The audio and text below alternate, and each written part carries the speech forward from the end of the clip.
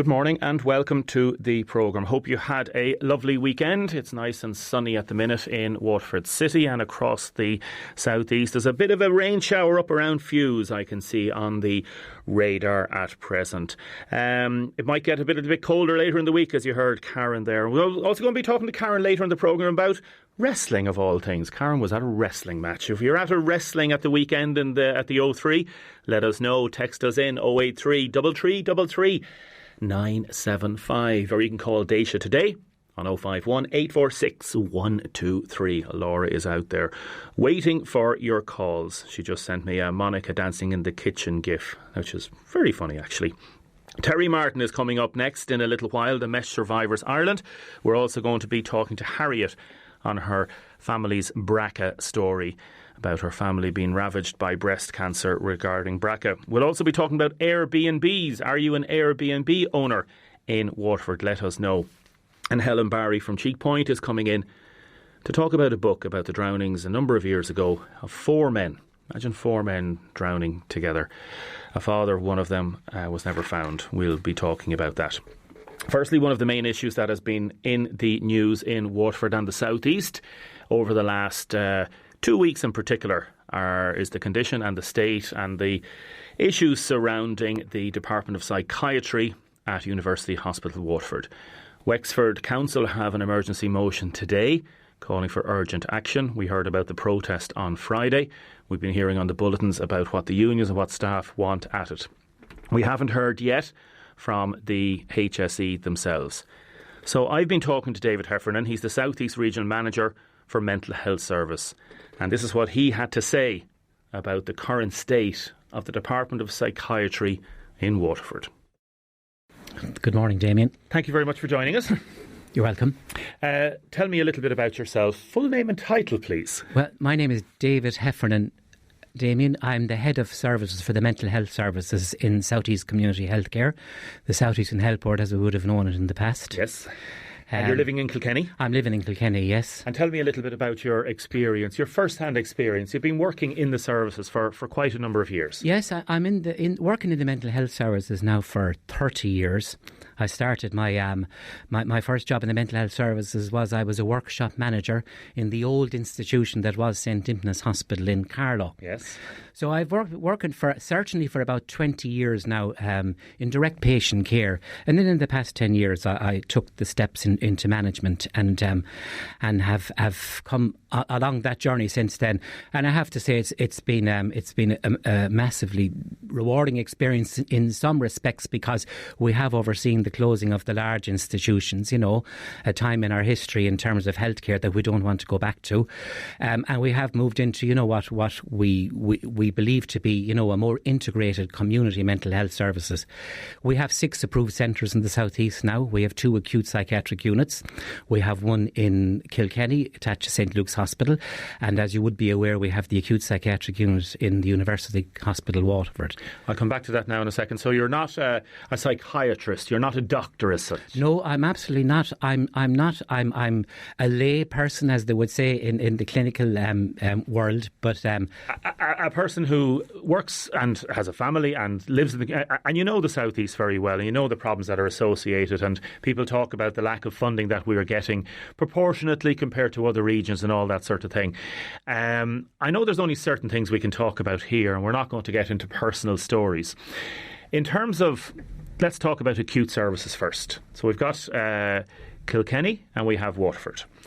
What is the situation in Waterford? Just explain to people that may not know, what is the psychiatric unit, the acute unit in Waterford?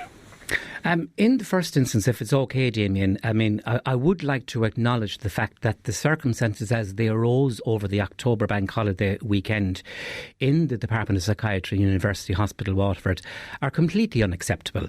And I would sincerely wish to apologise to all service users, their families, and indeed the staff who found themselves, in very challenging circumstances during that weekend. And that's not the way we do our business, and not the way we want to do our business. What happened that weekend? There there are challenges in terms of acute health provision in general anyway at frontline services. And occasionally, and I would acknowledge that more often in recent times, but occasionally there are demands on services that we don't see coming. Now, I can tell you there was 10 out-of-hours admissions over that weekend. Now, we would have contingency plans, when we have surges in our acute units, that we can direct patients, that we can, try and reconfigure and see where we can fill bed spaces up. But many of our admissions, and 10 over a bank holiday weekend, certainly in my 30 years in mental health services, is unprecedented. So it's out of hours. It's not daytime, so we don't have the options available to us at 2 or 3 o'clock or 4 o'clock in the morning or on a bank holiday day that we would during the week. One message I would really, really like to get forward to your listenership is that, and I don't want this to get lost, that we manage risk first and foremost, and we have to manage the risk that presents at any point in time, particularly to a service user. And I'd like to give an example. If it's 3 o'clock in the morning and the on-call consultant psychiatrist gets a call that he has to assess a patient who has presented at the ED or indeed in any other community facility, and that assessment necessitates an admission into an inpatient unit because there may be very definite difficulties around the safety of that person at that moment in time. And the consultant psychiatrist will contact the acute unit and say, this person needs inpatient care, this person is not in a safe place. Now, if the unit is in a position that the 44 beds are full and there isn't a bed, we have to balance that risk and we have to make a decision at that point in time. And unfortunately, we will have to put safety before the comfort we can offer at that moment because there is not a bed available. And in that instance, Damien, we will tell the service user that there isn't a bed available, and sometimes it will be the service user's family member that we'll be talking to, that there isn't a bed available and that we can provide chairs and blankets and make life as comfortable as possible and respect, your dignity and your privacy and admit. And then the next day we try to put our contingencies into place that we can get doctors in early, they can do their rounds, we can discharge if we can at all, or we can redirect patients, to other. Of those, for example, 10 emergency cases that came in over the bank holiday weekend in October, did many of those stay longer than 48 hours? Well, I wouldn't have those exact figures to hand with me now, Damien, but I can tell you in a normal time, sometimes there would be, an early enough discharge. Sometimes people would have to stay for a period of time. The reason I ask that is that there can be heightened weekends, emotions, nighttime can be a combination of drink, can be a combination of stress and families, lots of different reasons where the Gardaí, for example, may bring somebody into the emergency department. There may be a psychological or psychiatric assessment on them. And as you say, you may not be in a position, or the psychiatrist may not be in a position and doesn't want to send somebody away because his or her clinical analysis at that stage is that I can't send this person away because, God forbid, if anything happened to that person, they would be responsible. So are we looking at maybe the lesser of two evils, that somebody sleeps on the floor or in a chair rather than sending somebody away? Well, in the first instance, Damien, I would say that we don't ask anybody to sleep on the floor. No, I understand we do provide, and I acknowledge the fact it's what we would call, makeshift insofar as is. But sometimes people will opt, after a couple of hours, that they may be more comfortable. And we can't direct people either way. We are very different to acute general hospitals insofar as that our regulatory authority, which are the Mental Health Commission, are very clear in terms of the regulation and our compliance. We cannot put up an extra bed beyond the number of beds that we're licensed to provide, which is 44.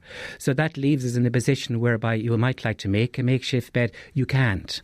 I know you don't offer people to sleep on the floor, but you tell them, I'm sorry, the unit is full, we'll give you a chair, we'll give you a duvet, and we'll just have to reassess the situation the next day. Well, that's basically it, Damien, but we do everything we can to make the person comfortable and most importantly to protect their privacy and their dignity. Because that's the next thing that comes into it, the idea of safety for patients and dignity, and I suppose to use that phrase, morality. the idea that these are some of the most vulnerable patients in our society and that we want to treat them in exactly the same way as anybody else. Yes, I mean, you mentioned the term risk, Damien. I mean, risk is, for every professional working in the mental health services and most importantly in the acute units. I mean, risk and how we manage risk and how we mitigate risk is almost a Bible.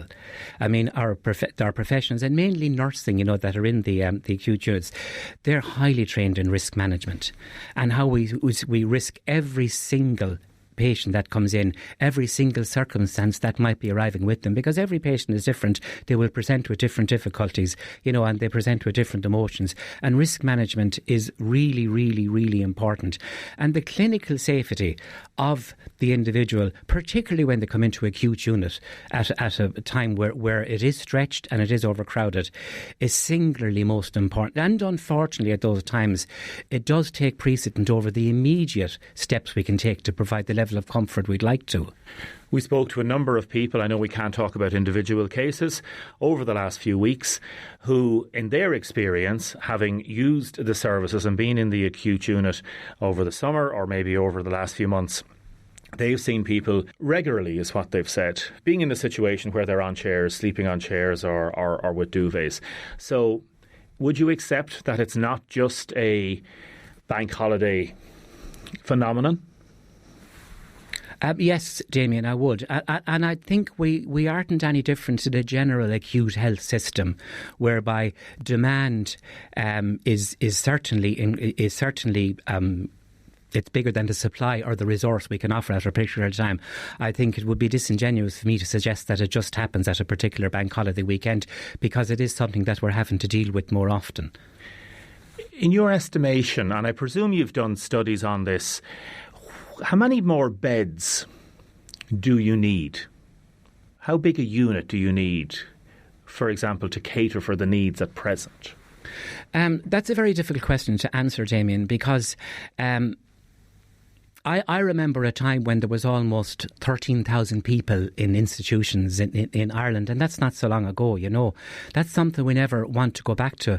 And I think to answer a question like that, we need to look at the totality of services that we have available to us, particularly how we develop our community services, and that we can risk manage the levels of acuity that are presenting at any one time, and and develop a pathway of care that would say, well, that person at this moment in time, can they be provided with treatment in another area that's not an acute unit?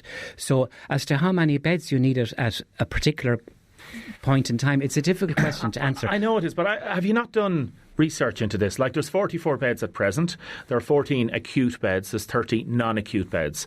Would an extra dozen beds relieve the pressure at pinpoints or peak times, as they say? We do acknowledge that there isn't the current requisite number of beds, acute beds in the South East to deal with current demand. Now, that is something that we have escalated to the highest level, but both within the HSE and beyond that. I mean, our job as managers at this moment in time, apart from supporting service users and supporting staff to be able to provide the services under very demanding circumstances, is in the short and medium term to make sure that we have contingency plans in place that we can access beds, either be within the system, with our sister service providers, or externally, if that's where we have to go. The longer term plan, certainly we do have to look at our current stock and our current units and our current infrastructure and how fit it is for purpose for a modern day mental health service. We have developed business plans, and a business brief that is gone to the department, and hopefully, it will go to a capital plan, and that will be depending on central government and funding, that we can develop, a new acute unit in Waterford. But that's how far away is that even? That is something that would be totally outside of my control. We're not even at a kind of a stage where they're going to say, let's go and do this. We're only at the drawing stage as such, are we? Well, we certainly, in the South East, we have provided every piece of information that's required for that to be on the National Capital Development Plan. I would say though that what we have available to us, and since the October bank holiday weekend, I mean, most of this week, Damien, we have 41 service users in the Department of Psychiatry. As we talk, we have 41 service users, which is 3 below. Now, that has resulted as a huge amount of work, from nurses, doctors, staff, and it has to see managers in general to make sure that if this happens again in the short term, that we don't find ourselves in the situation we particularly found ourselves at the October bank holiday, and that we have a contingency plan that we can deal with the demand as it presents. What do you say to allegations that some people have seen patients going around walking in soiled nappies and that had not had their bedclothes changed, that would have had urine or faeces on them, and that wouldn't be an isolated incident? Have you received any reports to that effect? No, nothing has come through to me, Damien, other than what I hear, particularly through platforms like yourselves, etc., etc. But what I would say is that we have a very robust service user engagement process throughout all of our services, but particularly in the acute units. And we have a Quality and Patient Safety Committee in the acute unit in Waterford, and we have 2 service users on that. And we certainly take on board, if service users come to us, with particularly difficulties regarding their experience over what they saw, we take all of that on board. So if there was somebody that wanted to come on this show or had spoken to us, you would encourage them to go to you and lodge a formal, not a complaint, but I suppose a recognition of what they saw. Absolutely. I mean, one of the the major planks that underpins service delivery in modern day mental health services in particular is service engagement. More than anything, because these people are the real experts. They've had the lived experience, and we need to know that. Are you dealing at present with any allegations of physical abuse? For example, one person has told me that she saw a patient being pulled across the floor naked. Well, once again, if that's something that somebody has witnessed, or experienced in a unit, I would ask people to come forward and talk to us about it. And safety is paramount, as you say. Risk assessments are done. Again, another allegation that a high chair was taken from one particular section, brought over near the wall, and the person was jumping over the wall. So are you happy with the safety standards in the unit?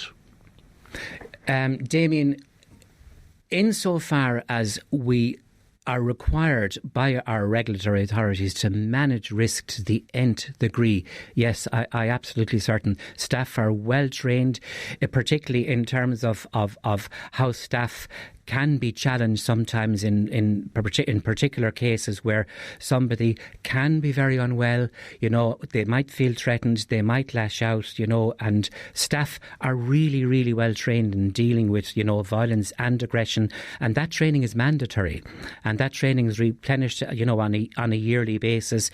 We have a very, very active escalation and control committee in the Department of Psychiatry, and once again, there are service users on that committee who have experienced challenging circumstances themselves, and they're a huge addition in terms of how they advise us on how best we can de-escalate difficulties before they arrive in a situation. And I can't begin to understand the dynamics and difficulties that can go on in the unit at certain times. It must be really, really difficult, and the staff, it must be really difficult for them. There's no, as you say, there's no allegations or no complaints against staff at present on the books, as far as you know. No, absolutely not. Nothing been investigated. Absolutely not. And I have to take this opportunity just to pay tribute to the staff that are working in the Department of Psychiatry, because without them we wouldn't have a service. It's as simple as that. Should a new unit be opened or reopened in Wexford or in Clonmel, for example, to take the pressure off, or is that not part of your capital plan project? I am aware that we have developed briefs for 2 acute psychiatric units for the South East to replace the units in Waterford and in Kilkenny to serve the population. I mean, if government policy in that regard changes, we are more than happy to work whatever the policy says.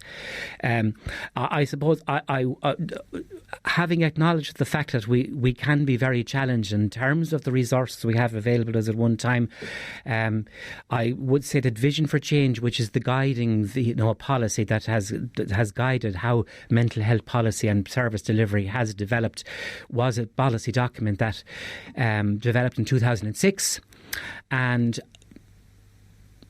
realistically, it was developed in times of plenty. It's out of date now. That's 14 years ago. It's out of date. And Vision for Change refresh is just about to be introduced. It will be. Okay, so maybe you can't answer the question directly, but I have to ask you again.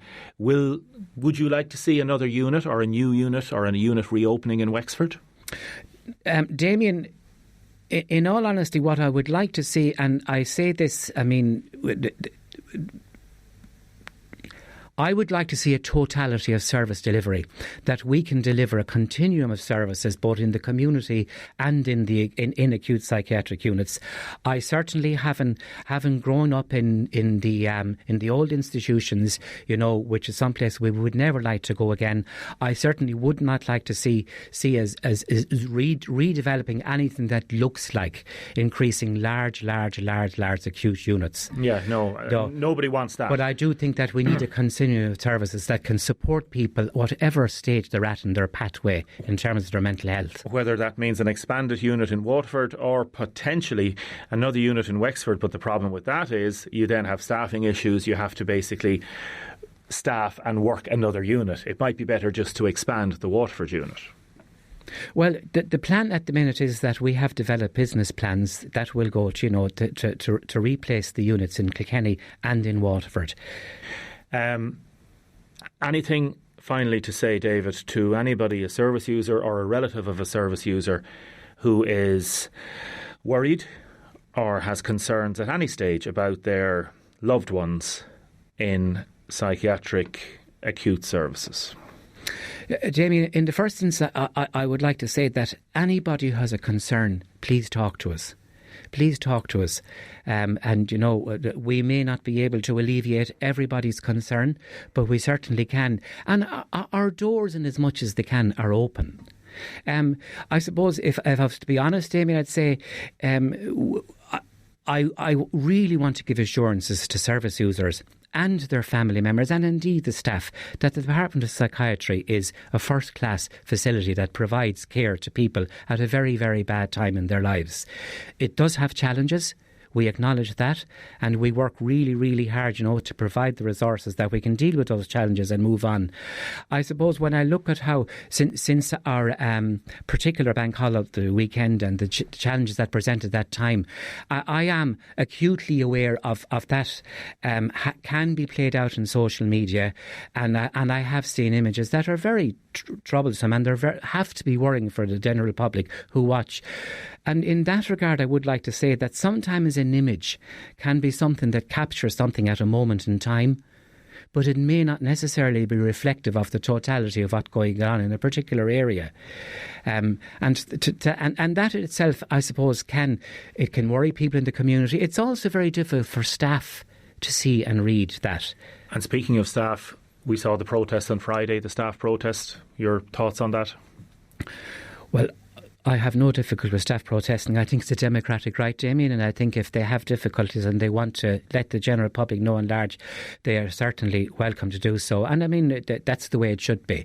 I mean, they have concerns. Now, we do engage with staff and the staff associations locally all of the time. David Heffernan, thank you very much for coming in to talk to us. And thank you. And that was an interview I did with David a short while ago. Text coming in, Damien, is the unit in Waterford closing? At the minute, there's no talk of closing the unit in Waterford, but there are inspections, and the Mental Health Commission has done inspections. Since that interview with David Heffernan, I've received the full copy of the mental health inspection that took place. The report came out last week, and it found that 8 children were admitted to one adult mental health service. And it talks about the 44 beds in the 2 areas. It says 7 non-compliance areas in the Department of Psychiatry of Waterford were rated high risk in this inspection for person, property and possessions, premises, staffing, use of CCTV, register of residence, use of physical restraint and admission of children. So it may well close, we don't know, but the problem is that if it does close, there's nowhere else for the people to go. 8 children had been admitted since the last inspection in July 2018. Just think about that. 8 children had been admitted to the adult psychiatric acute and non-acute ward unit in Waterford. 8 children. Not all staff involved in the care of children had training in Children First, says the report. Age-appropriate facilities and a programme of activities were not available. Child residents did not have access to age-appropriate advocacy services. Also, it talks about cleanliness. The centre was not clean, hygienic and free from offensive odours. 2 toilets were malodorous. Bins were overflowing in both the male and female communal toilets. Discarded cigarette butts were found in the sink of the ladies' communal toilets. Thick cobwebs were observed on the skylight in the Brandon unit. Brown staining was observed in the assisted bathroom.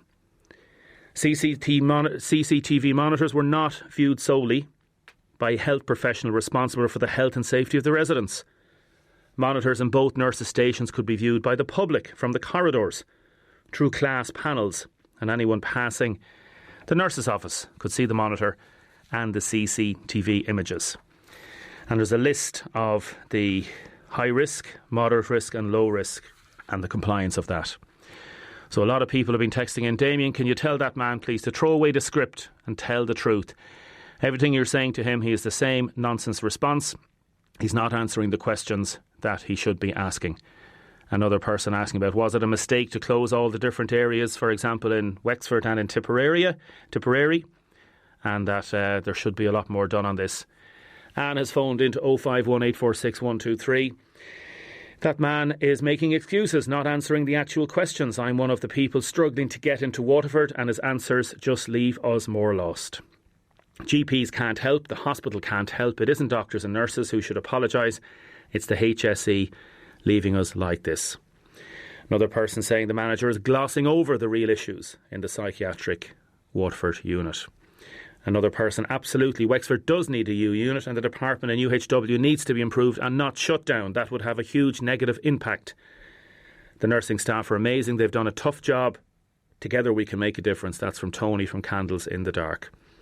Damien, I'm sitting here listening to that man. I was visiting and I saw people on the floor. I seen what went on with a family member having to go to the nurses to change and clean his bed. Safety to visitors, me and my 2 sisters in the ward surrounded by men and no one to help us. It scared the life out of us. Now, a lot of angry texts coming in. People saying that something has to be done about the services. Damien, why were all the Wexford admission units closed and moved to Waterford, but Waterford didn't get 1 extra bed or 1 extra nurse? Damien, there's a serious issue with staffing. We need more staff over there. And issues then regarding the cleaners as well.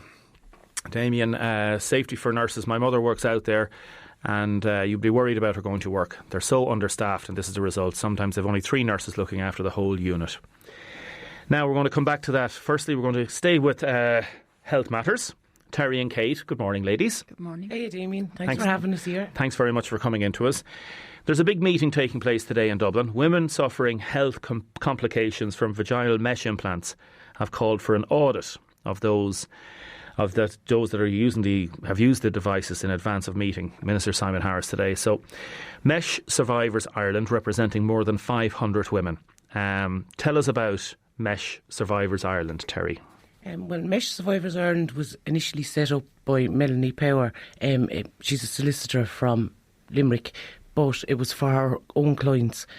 But what happened was, as people didn't know it was the mesh was causing their problems, then when they had found out, they had seen it on prime time and things like that, they got in contact, because she was the only contact that we ever had, because we were always either told it was in your head. Now, that couldn't be the mesh, it couldn't be the surgery that you have. Mesh was never mentioned until recently.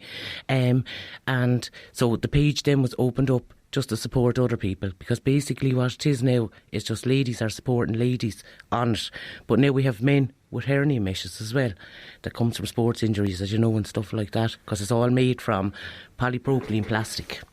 You're from Ferrybank originally? Yeah, living in Mooncoin. Yeah, that's it. And if there's 500, this group representing 500, that means there's quite a few around Waterford and the South East. We're going to be talking to Kate now in a second from Wexford, but there's quite a few around. Oh, they are, yeah. And this surgery, you see, there's a traditional surgery that's never mentioned for this, but the turnaround times for bedtimes and in hospitals, it's more economical, we'll put it that way, in the short term, to have mesh implanted. In the long term, it causes disastrous effects. It cuts through vital organs of people. It destroys lives, basically. Damien, that's what it boils down to. And only for the turnaround times, 20-minute magic procedure to sort out this taboo, embarrassing problem, and you're out of hospital the same day. Not generally. I was there for 3 days personally, but you're out the same day. Whereas if you have traditional surgery, it takes nearly 6 hours for the surgery. You could be in hospital for 6 days, and it takes 6 months recovery. Kate Cousins, Monomalin in Wexford, thanks very much for coming over to us. Thank you very much, Damien, for having me. Really appreciate it. Tell us a little bit about your own story. Well, I got my hammock, as I was told it was a hammock, in 2007. And I was told it was going to fix my problem because I had incontinence after having my children.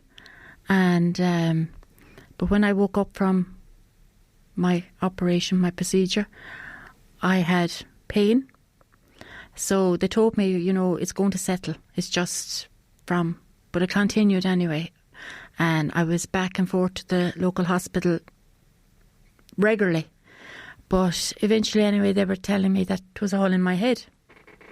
And I used to have to go there to be catheterised because I wasn't able to pass urine. You said you were making it up? Yeah. Even though you know your body, you knew there was something wrong. Yeah. And they said you were making it up. Yeah, I was. So it's very deflating to go and you put your trust in these people and then they tell you we never heard of this before. You're the only one that has actually ever complained about it. And I honestly did think for a long time, was I the only one? Do you know? They put doubts in your mind. They did, yes. But like that now in the story, my jigsaw didn't come together until the primetime programme. But mesh was never mentioned. There was a hammock is what I was told.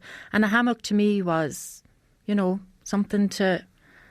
I just thought it was made out of twine. I didn't know what it was made out of. I never questioned what it was made out of. Yeah. And then when I saw Prime Time, I thought, oh my God, that's my story.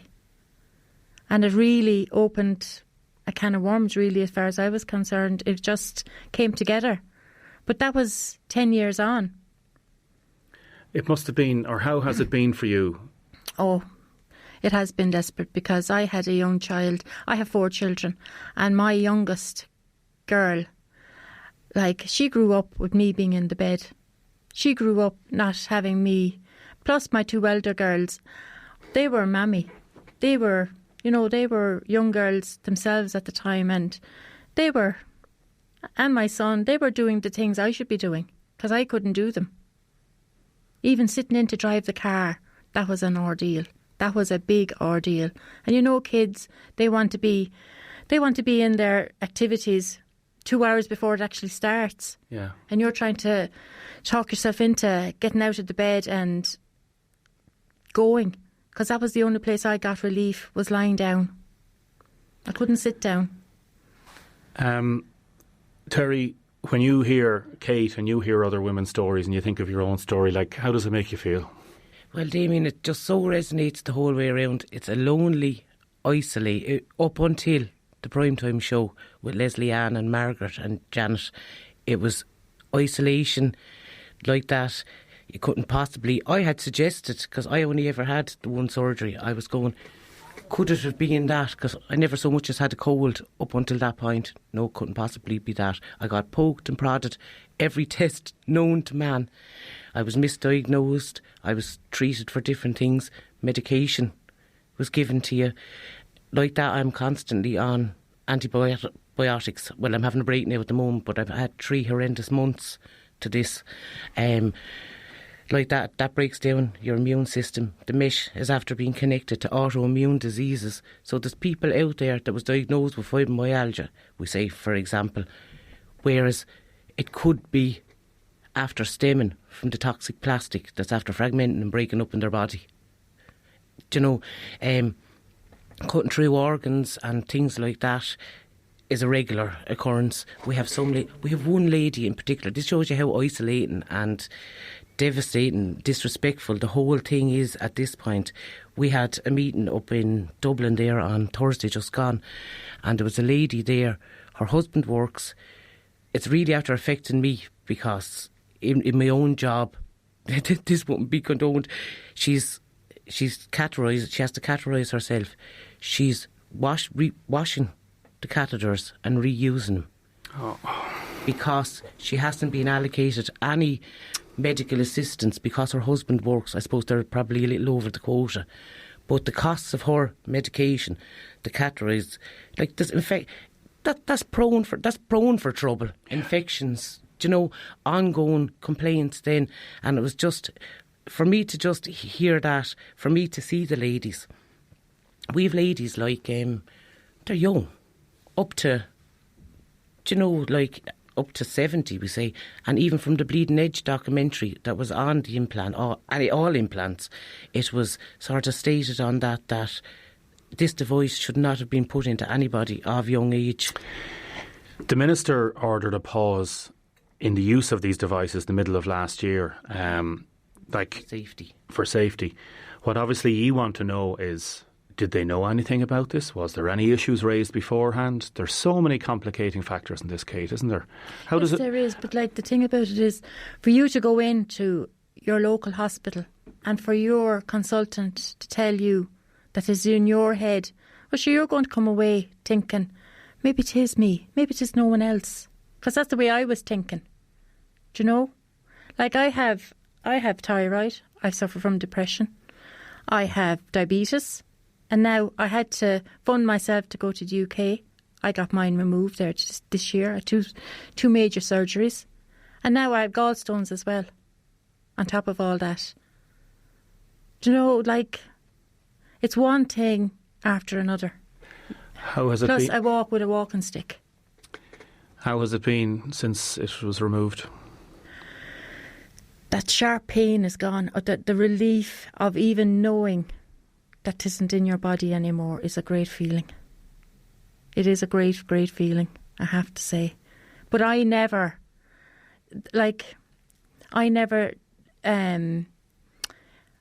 put mesh in it. Do you know, it never, 1 and 1 didn't make 2. Yeah.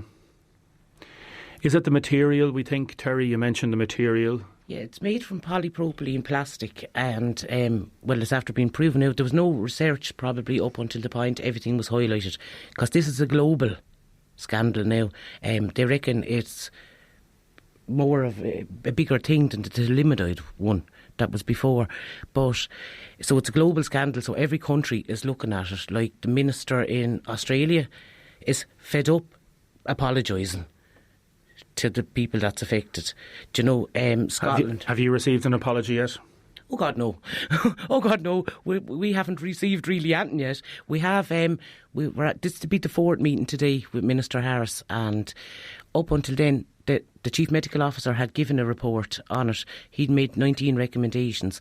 Now, I will say there's boxes being ticked of the recommendations, but at ground level, they don't come to anything for people involved. Some people are great at ticking boxes, aren't they, Kate? Yes, they are. Yes, they are. But, like, I'm sure there's a lot of women today standing at their kitchen sink, because I was one of them, not knowing what actually is wrong with them.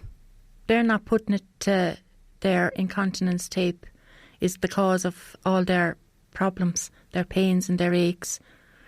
But, like, the government have to take responsibility for this and acknowledge the fact that this is happening. They have to deal with it. We'll come back to you Okay. We'll continue and we'll do more on this next month and Okay. see what develops on it, because it's to me it's a major story. Oh, it is. It And is, yeah. could I just say, while we're on air, for anybody that does have, not just Mitch, To contact anybody you. has even a problem with any device that, or anything after having devices, to report to the HPRA, the Health Product Regulatory Authority, because that's where the government gets all their numbers. And at the start, we had only a couple that was after reporting it to the Regulatory Authority. But then when this came to light, then there's, I think, 145 at the moment is after reporting problems with it. Well done, ladies, for telling your stories and raising awareness. From Veronica and Jacinta, we're travelling to Dublin for meeting with the Minister. The best of luck today, girls. Mesh Survivors Ireland. Ladies, thank you so very much. much, Damien, Thanks for very having much, us. Damien. Thank you. Thank you. Thank Bye-bye. you. Now, keep your texts and comments coming in. I'll read out more of them in a short while. Firstly, going to talk to Con Moynihan, his regional manager of TUSLA's TEST programme, initiatives to tackle school absenteeism. Con, good morning. Good morning, Damien. How are you? Wonderful, thank you, Con. Thank you for joining us. Con, what is your title, please? Name and title, as they say. Okay, my name is Con Moynihan. I am Integrated Services Manager with TEST, Tuesday Education Support Services, now called since Tuesday. So I look after homeschool liaisons in the southern region, and I'm also involved in with school completion and the Education Welfare Service. So the three strands of TEST, which are homeschool liaison, school completion and education welfare, and Integrated Service Manager with them. That sounds good. And TUSLA has just found that 60,000 pupils a day miss school. These are fairly startling figures, are they? It is a very startling figure, but I suppose, taking its context, about 1 million students make their way to school every morning, as they are right now this morning. And I suppose we are one of the highest rates in Europe. We have about a 94% attendance rate, which is extremely high.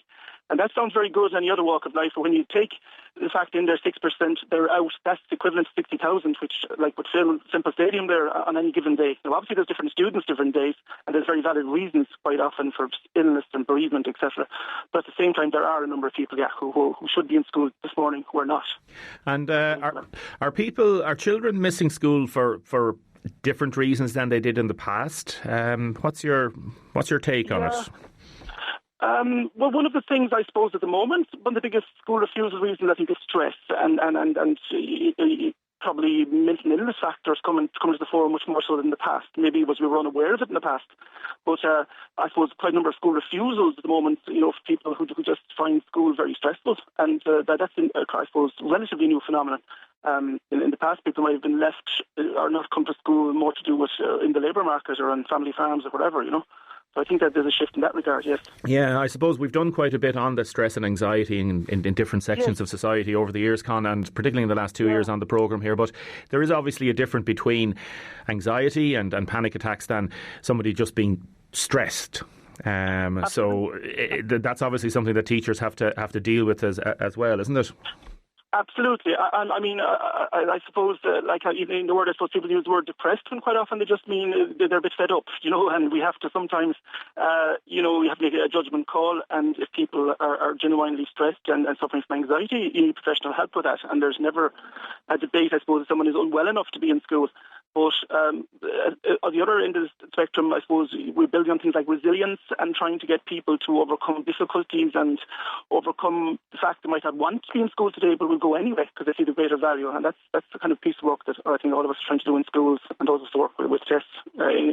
We call it campaign Every School Day Counts, that it's important to be in every day, and that the best outcomes in life comes from the fact if you can attend every day. That's our message, Is it that bad if a child mitches or goes on the duck every now and then, or how would you define it?